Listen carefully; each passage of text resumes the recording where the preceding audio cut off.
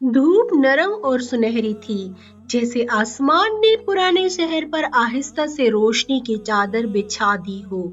सुबह का वक्त था और पुराने जमाने का बाजार आहिस्ता आहिस्ता जिंदगी से भर रहा था। लकड़ी की दुकानों के दरवाजे चरचराहट के साथ खुल रहे थे। किसी तरफ ताजा पिसी हुई हल्दी जीरे की खुशबू थी, कहीं गरम तंदूर से निकलती रोटी की महक और कहीं तांबे के बर्तनों पर कपड़ा रगड़ने की मदम सी आवाज। बाजार की गलियां तंग मगर साफ थी।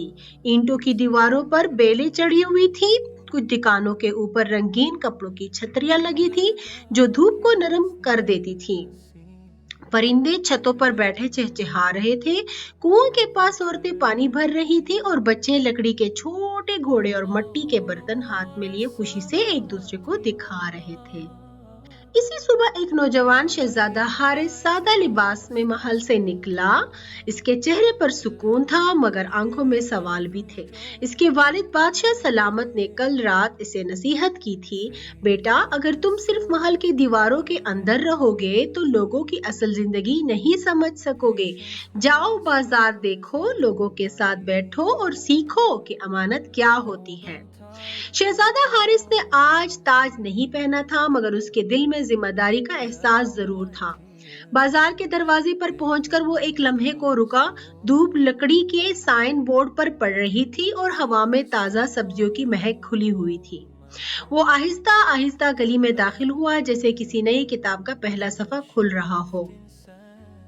सबसे पहले वो अनाज वाली की दुकान पर रुका। एक बूढ़े दुकानदार सफेद दाढ़ी और सफेद टोपी पहने तराजू पर गंदुम तोल रहे थे।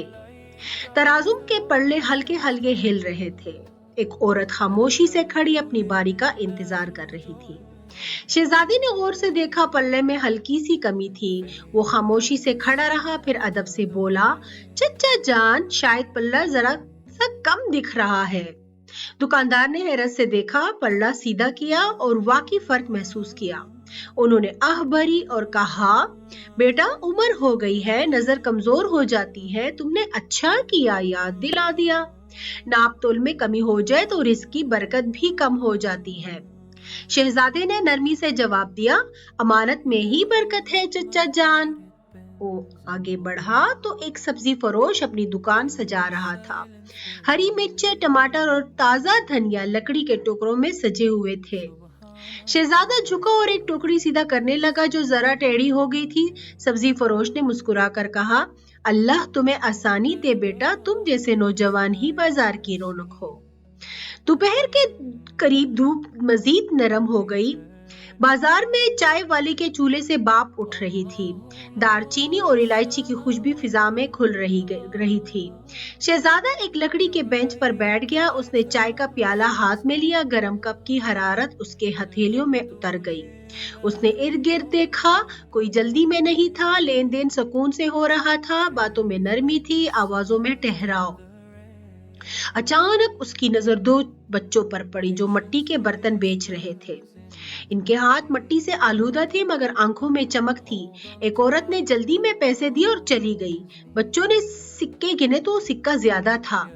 वो एक लम्हा चुप रहे, फिर शहजादा उनके करीब आया और आहिस्ता से बोला, अगर तुम ये सिक्का वापस कर दोगे तो दिल हल्का रहेगा। बड़े बच्चे ने छोटे की तरफ देखा, फिर दौड़कर औरत को आवाज दी और सिक्का वापस कर दिया।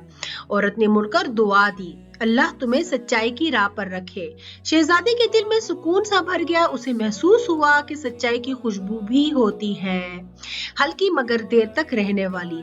शाम के करीब एक बुजुर्ग लकड़ी की चड़ी के सहारे खड़े थे। उनके हाथ में भारी थैला था। शहजादा फौरन आगे बढ़ा, दादा जान मैं ये उठा देता हूँ। बुजुर्ग ने मुस्कुरा कर कहा, बेटा खिदमत में जो खुशी है वो दौलत में नहीं। वो दोनों आहिस्ता आहिस्ता गली से गुजरे। धूप अब सुनहरी से नारंगी होने लगी थी। दुकानों पर चिराग जलने लगे। लकड़ी की दीवारों पर मदम रोशनी नाचने लगी। शहजादा हारिस ने पूरा दिन लोगों के दरमियान गुजारा।